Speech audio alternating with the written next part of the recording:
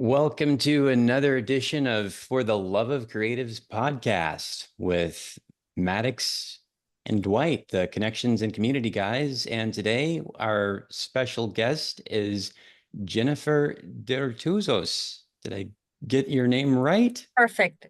Perfect, Dwight. Thank you. Wonderful. Yeah, Glad to have you. we're Hey. so glad that you could make it. So we had the pleasure of running into you at a couple of our local Creative Mornings events. And you've always been delightful. And I'm so glad that we've gotten a chance to see a few of your multi-hyphenate talents. Most notably, we got to see you MC a wonderful comedy show, but that's just one of all of the wonderful things that you have in your bag of tricks. Why don't you tell our audience a little bit more about yourself? Oh my goodness. Which hat would you like me to talk about? I guess I'll just talk about all of them. And then you can cut me off when we've gone over an hour. So, um, basically, I think we're all born creative, just like we say at Creative Mornings. There's something within us that wishes to create something, whether it's song or dance or writing or poetry or painting. And I guess my creative journey started very early on. I speak a handful of languages, and I also like to write. I have had one article published that talked about my childhood, so that was kind of like a check mark. It helps validate the fact that I'm a writer. Mhm. Um, so that would probably be my main creative outlet is writing, but like many writers that I know, they're kind of shy about what they write. I mean, especially I mean, we shouldn't be shy now because, everyone's like publishing missives, even if they're horrifically incorrect in various ways, but people just publish them anyway. So I think the fear barrier should be removed a little bit because we've become such a casual society in terms of what we put out there, which also makes it more open for creativity. So I'm a writer, we'll say that. I think I'm pretty funny, so I'm always joking around with people. I love stand-up comedy, and I think it's so important to support that art form because it's tough. It's writing and performing at the same time, and it changes with each audience. So I feel like we really should support our local comedians and attend stand-up comedy shows when we can, if it, aligns with our bedtime. I do watercolors. I usually create little cards for my friends for holidays and birthdays. I have danced a little bit, but I'm not the best dancer. Also dabbled with song. I'm very tone deaf, so that didn't work out. I did learn how to play the piano. I had one piano recital and then I was done. I was like, okay, check mark. I know how to play the piano. I've probably forgotten how now. But yeah, so that's the creative aspect of me. Um, the part that allows me to pursue those creative things is that I'm a realtor. And as you all know, there are a million realtors out there, but if you're a good realtor, you're able to sustain, the basics that you need to cover without really having to have a 9 to 5 job. That's the beauty about being a realtor. So there is that balance that you have to strike. Yes, I'm a creative, but also I'm a human being that has financial needs. So I was lucky enough to be able to find a career that allows me to do those things. Did I start out as a realtor? No, I started out as something else altogether. But that's a whole other topic that I can talk to if you want me to or not or whichever. So I've been rambling on for a few minutes. I'll pause now in case you have any questions. I No, would love to know. Oh, go ahead, Dwight. no, I was just going to say I really enjoyed the way that you kind of took us on a bit of a journey. There were some really important notes in what you shared. One big piece for me was how, despite being rather accomplished, there are still some ways that you kind of um, you kind of hide your light because you're not quite ready to be as bold and out there about your writing, for instance. I don't know what that is. I don't know. I'd much rather, like, have an exhibit, a solo show of my watercolors versus having something published because I grew up in a very private household. My family is very private. It's not as if we're, running from the law or in witness protection, which it's if you're in that, that's okay. I'm not asking you to out yourself. Anyone who's listening, that's totally fine. You have to you have to survive. But we just grew up in a very private household. Possibly because both of my parents are from very, very large families, and maybe they didn't have a lot of privacy when they were growing up. I'm sure they had to share bedrooms with their siblings. And I guess when they created their own family, their nuclear family, they thought, well, each child should have their own bedroom, and we're going to have some privacy. We don't have to share all these things. And I think maybe that led to um, that desire to be a little bit protective of that. And I guess once it's out there, and you know how things can be picked apart. Someone could take a quote out of context. Like, Mm, I could be quoting myself saying, "Oh, I hate the color red." And then it's like Jennifer hates red forever and ever and ever. And it's like I think I'm also afraid of the fact that people could twist it in a mm. way which we see so often with so many things. And I know art doesn't exist in a vacuum, but I'm not, I guess I'm a little precious about the work that I want to create, that I do create. I have journals upon journals of poetry, of writing, of short stories, of short essays. And yeah, I'm just very protective of it. I'm going to need to talk to my therapist about that one. Thank you for bringing that up, Dwight. I'm going to have Sure. to dig into that one. Isn't it interesting what happens when we shine a light on something? Yeah. Well, the question I want to ask is how much of your creativity are you able to kind of sprinkle into your real estate business? Does it show up? Does it rear its head or sneak around and Oh gosh. Yes. I mean, first of all, I host quarterly events for my clients. So if you have purchased a home with me, if you have sold a home with me, you are forever in my client list. So some of the things that I've done is host watercolor workshops, and my clients pay for nothing. Whenever it's an event that I host, everyone is invited, and they're usually small, so it's a limited number of guests that can attend. Um, it's a time for us to get to know each other as people, as opposed to realtor and buyer or seller. So some examples of previous events are a pottery wheel. We've created pottery, a watercolor class. I believe I've also done, what else? We've done a cooking class at the Dallas Arboretum, sound bath and yoga. So there's always something that's completely out of the realm of real estate. So that's one way in which I'm able to sprinkle the creativity in there. There have also been times where, I create watercolor cards as thank yous in addition to some other things.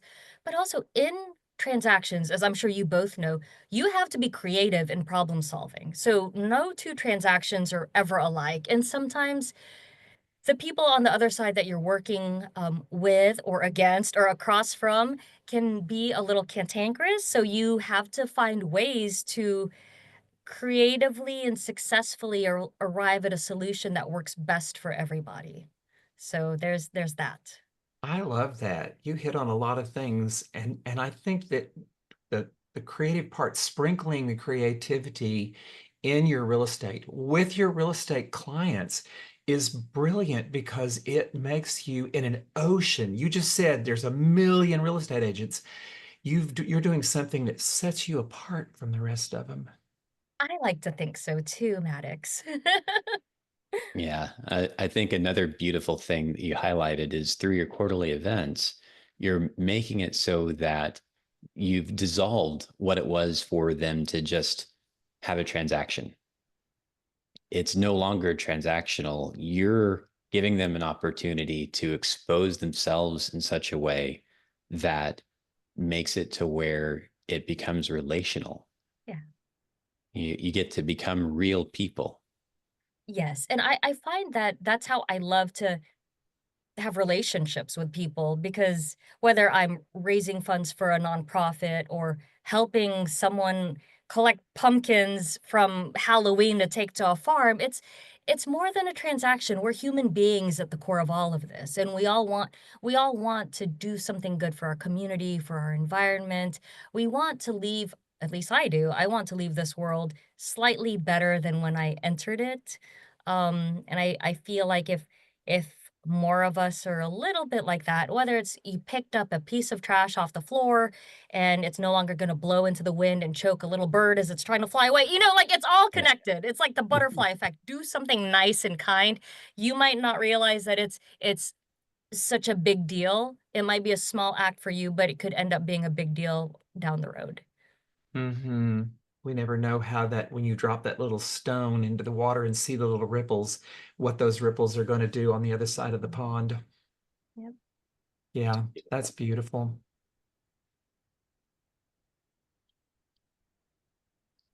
So you've accomplished quite a bit. I know that you've talked about how when it came to learning to play the piano, you had your recital and you were done. Yes. But I suspect that with being as accomplished as you are, having to have navigated multiple languages and cultures and being quite accomplished in quite a few areas, there are probably some things that you've had to overcome. Um, Yes, my office is a horrific mess. So basic housekeeping kind of falls by the wayside sometimes. It's one of those things. And as one of the things that I like to do is every year I do something that is completely different, like completely out of my wheelhouse, because I feel for me, that's a great way to continue growing as a human being, to continue learning. So, last year was 2023, was it 2024? 2023.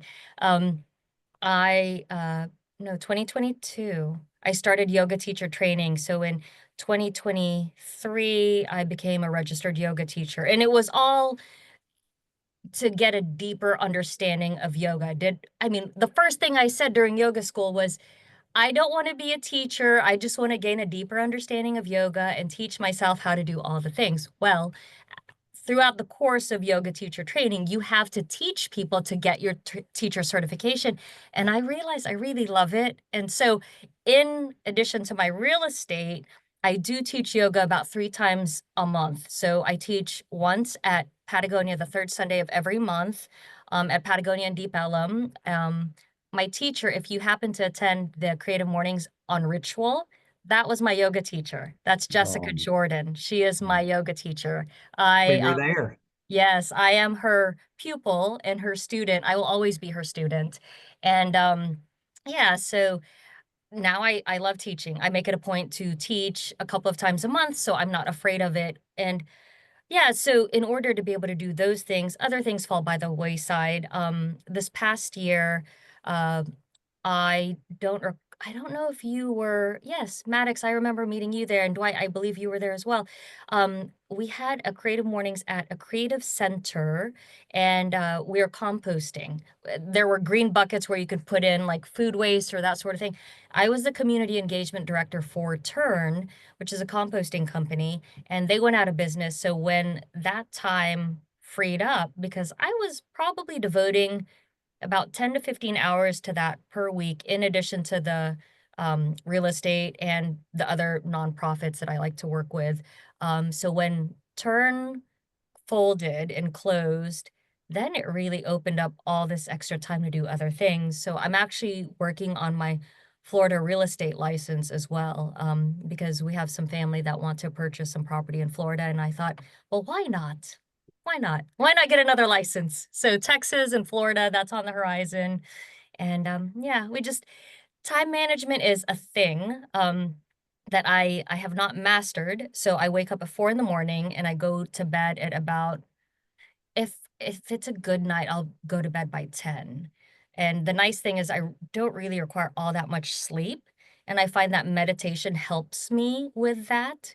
And so that's also something that has had to, um, be curtailed, is sleep. but not in a bad way. I've never really needed all that much sleep since, I mean, I think I'm okay with like 6 or 7 hours. Other people I know need like 8 to 10, and maybe one day it'll catch up with me. But for now, I think I'm okay. Famous last words. And she crashes. Famous last words. Yeah. Well, I love the way you say that time management is a challenge for you, but I'm hearing about how you're able to take part in all the things that really matter. Like it sounds like you do a great job of focusing on what it is that you want to prioritize and lift that up to the top. And, as I'm reminded that time is one of the seven levers of creativity described by photographer Chase Jaggers in his book on the topic of creativity, Never Play It Safe.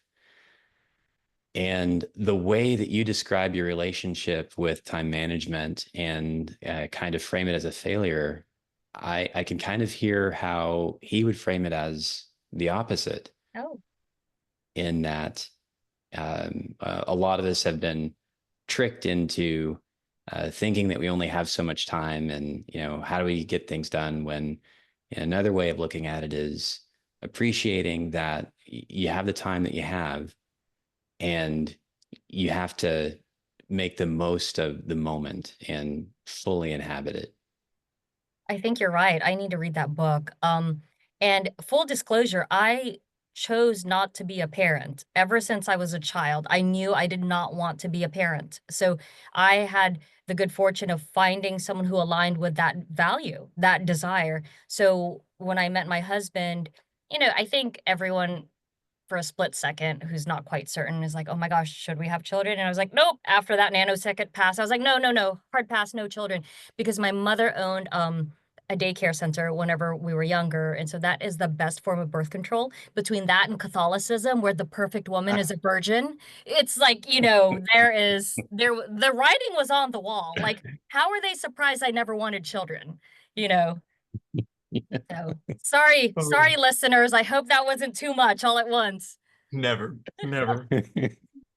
So I want to visit your biggest challenge, your biggest creative challenge, the Ooh. thing through all of it that has, maybe you're still challenged with it, or maybe you've gotten to the other side of it. What is the hardest thing that you've had to overcome creatively? Oh, I haven't overcome it. It's still a giant hurdle that keeps going. I have been wanting to publish a book, and this book has changed all throughout. I mean, there's no manuscript that exists because every time I think I have an outline, the idea changes. So once upon a time, and this could, it could be all of the above, right? So once upon a time, I wanted to write a series of short essays, almost like Mindy Kaling's "Is Everyone Hanging Out with Me?" or something like, I forget, Mindy, I'm so sorry if you're listening to this, but I forgot the name of your first book. And it basically is a collection of essays from her early 20s and I think maybe late 20s. I thought it was going to be that. And then I thought, I want to write a children's book that says please and thank you in a multiple, like many different languages all around the world with illustrations of all the customs and the children, how you say it. I don't know if that's already been created. If someone's listening and wants to do that, take that, run with it, go with it, because I think learning how to say please and thank you in every language is absolutely necessary. And now I'm working, and I think this iteration will actually take off. A girlfriend and I are working on a book on grief and how to be a friend through grief and how to process it. So she is a very young widow. She lost the love of her life. They were married for about 20 years, I believe, and he passed due to an illness a couple of years ago. And it was very difficult for her. I mean, of course, it's always difficult when you lose a partner, but the way in which her core community didn't show up for her was incredibly hurtful. And I have dealt with sudden loss in my family as well. And it was one of my older sibling died very unexpectedly. And so we're both now working on the the outline and a couple of chapters. We're a couple of chapters in already, so we think that will be a pretty good book, and I'm pretty sure that will come to fruition. Our goal is to publish late 2025, and the hurdle has been finding the right book to write. And I think with the two of us being accountability partners, it will happen. I'm speaking it into existence. Lisa, I'm talking about you, girl. It sounds like a much needed thing for sure. Yeah. Thanks. Thank you. Yeah, and one of the key components I'm really going to have on repeat is friendship is an act. Friendship is active. Friendship should be a verb, how to be a friend.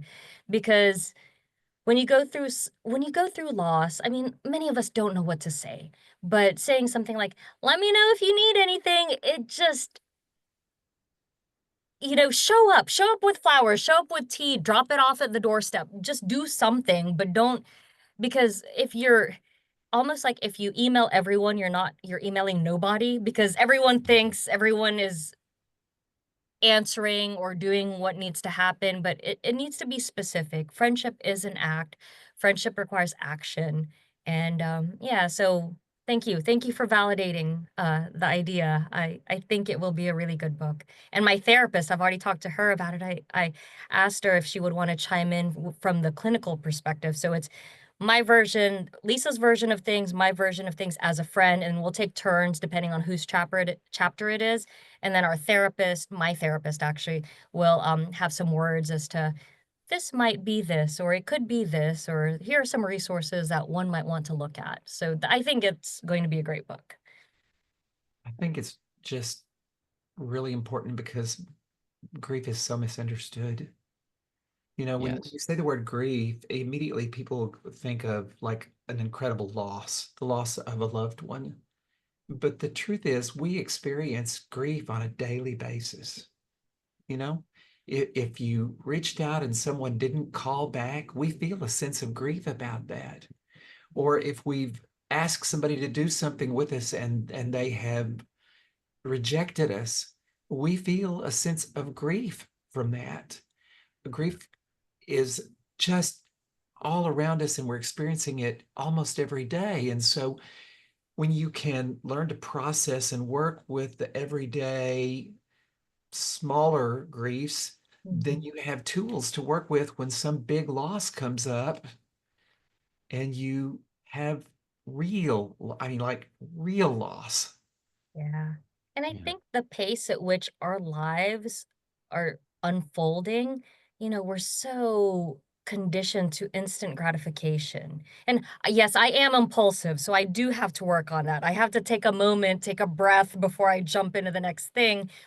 That's kinda different. But in terms of, like, we're supposed to get over things so quickly. "Oh, when am I gonna feel XYZ? When am I gonna feel normal again? When will this end? When will it stop hurting?"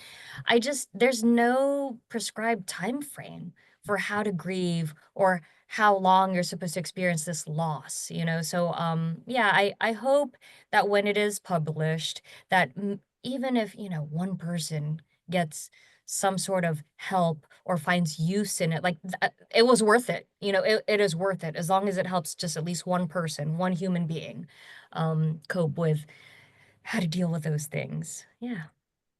So do you find that as you write that book, how is that impacting your own grief?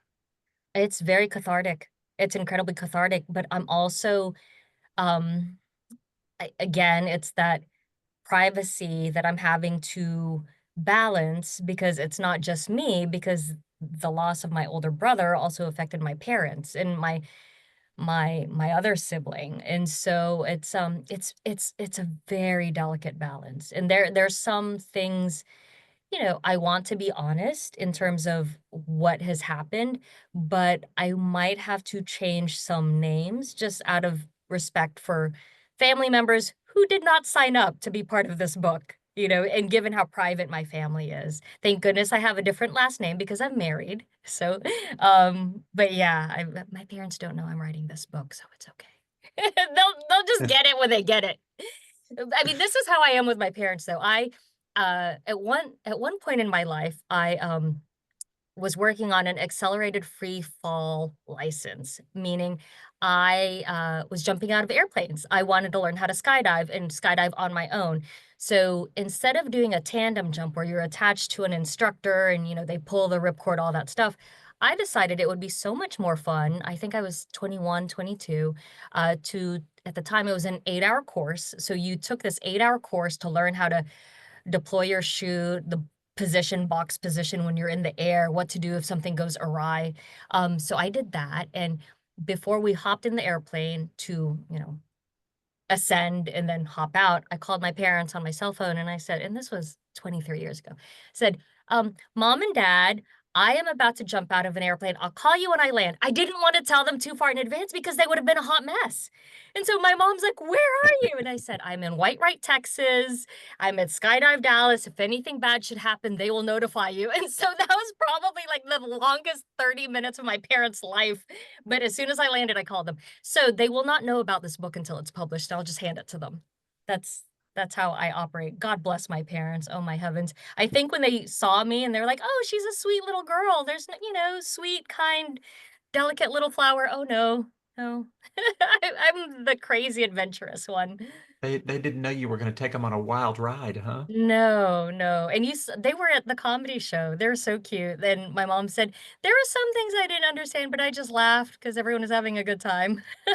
Yeah, they sat right next to me. Oh, you got to meet them, or you were sitting next to them. That's so sweet. Yeah. Yeah. So I think it's great that you're making the book a shared effort. Like you're going in on it with your friend and your therapist. And we believe that community is the solution to almost every problem. And it sounds like you have ties to several different causes and communities. Where did that come from for you? I think coming from a large extended family, you just don't know any different. Um, and although we're large, there's also that privacy. So there not walls, but I'm very good at compartmentalizing. So I have my groups, right? So there's my vegan crew, and then there's my real estate crew, and there's my yoga crew, and they're and not to say that they don't commingle well. It's just if you're trying to achieve something specific that's group oriented or that specific community, it helps to be with like-minded, goal-oriented individuals that are looking at the same trajectory, that are looking at the same roadmap. Um, and so I think having a built-in large extended family just kind of normalize that whole reaching out. There might be someone else who knows this or that, your uncle knows this, or your aunt has been to that country. Why don't you ask her? Or your cousin's studying in Italy right now. Why don't you contact them about things that are related to, the Sistine Chapel or that sort of thing. Mhm. But I will also say, when you find your community, it's it's really important to be discerning and not to say, you may only hang out with MFAs if you're trying to, whatever. It's just it doesn't have to be large. Just find a good core group, and community can be as little as 3 people or 2 people, but just someone who shares that goal, shares that vision, and also wants to help lift you up because you might know something that could help that person achieve a certain goal, or they might know something, or they might put you in touch with someone.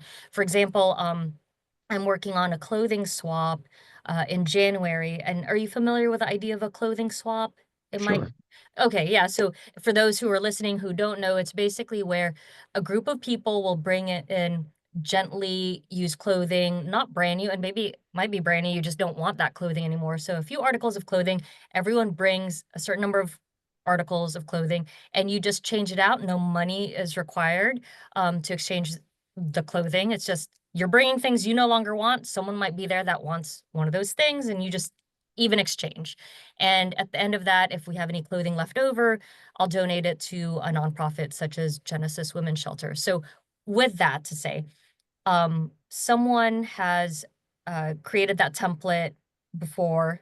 course it exists. I didn't make it up. But my friend Adriana with Useful has done a handful of them. And so I called her and asked her, how can I be successful in creating a good clothing swap? And then one of the very basic things was, you need clothing racks. And I thought, oh my goodness, am I gonna have to buy these clothing racks? And then I thought, guess what? I'm really good friends with the people at Patagonia. They're gonna have clothing racks that I can borrow. So it's that sort of community. You can always there's always something. And then I am helping, I'm trying to source raffle prizes for this nonprofit organization called Four Down. I love Four Down. They basically do a lot of work in food sovereignty and food justice. And they're hosting a really fun event on December 7th.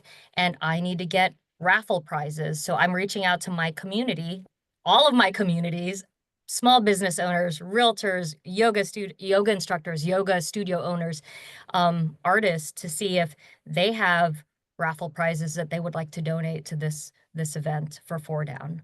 So yeah, it's all about community. And again, community can be as little as 2 people, 3 people, or as big as however you want it to be. But be discerning, because sometimes you might think that there's an individual who wants to help, and maybe they're not intentional in, inadvertently not helping, but just be discerning, because Yeah. sometimes there are people who you'll share ideas with, and um they're not they don't have the best of intentions. Not to say that that's recently happened, but it has happened to me in the past. So yeah. Yeah, I think it's important also to call out that we're not limited in the number of communities that we can be part of. Yes. Right. Well, we have been going for a little bit of time here. I don't know if you have to move on to something else, but we're kind of approaching the point at which we would like to engage in a few rapid fire questions. Go for it. I have 3 rapid fire questions for you for rapid fire answers, okay? Question number 1, what was your big dream as a child, the big creative dream? I wanted to be Wonder Woman. I wanted to be Linda Carter. So you could see me, and maybe that translates into wanting to be an actress, but I truly wanted to be Wonder Woman with an invisible plane and the lasso of truth, lasso of justice, all that stuff. So I would march around the house in my mother's thigh-high boots, like some leotard and like a little paper crown. So that was my big creative dream. I love it. I That's can see cute. that. I can close my eyes and absolutely see that. All right, next question. What is a secret idea you've been sitting on that you haven't taken action on? Honestly, I can't think of one, because when I have an idea, I'm like, let's do it. I'm kind of like that too, so I Yeah, get it. yeah, yeah. Yeah. Okay, and final question. If you discovered that you had only one day to live, what is the one thing that you would be most proud about looking back on your life? The way I show up for my family, which includes my husband, my brother, my parents, my niece. Yeah. Wonderful. So it's That's a it's beautiful thing. relationships. Yep. Yeah. Yeah. Yeah, I think they're our greatest resource personally. Beautiful. Well, Jennifer, this has been amazing. It's gone by so fast. It has gone by very Yes. quickly. Oh my goodness. Yeah. Loved hearing your story, though. We had limited exposure to you before today, and now I just feel so like I know so much more about you, and it was just really, really fun to hear your story and Thank you your for having me. energy. Oh my gosh. Yes. We If you haven't can, even scratched the surface. We didn't even talk about medical school or anything. I was going to be the president of the Philippines, but to be continued. We'll save something for exactly. later. We may do a part 2. Yeah, your energy, if you could bottle that, wow. My therapist says the same thing. She's like, "What in the world?" I'm like, "I don't know, maybe 6 hours of sleep and matcha?" But Dwight, you know what I always say, vegan. Right.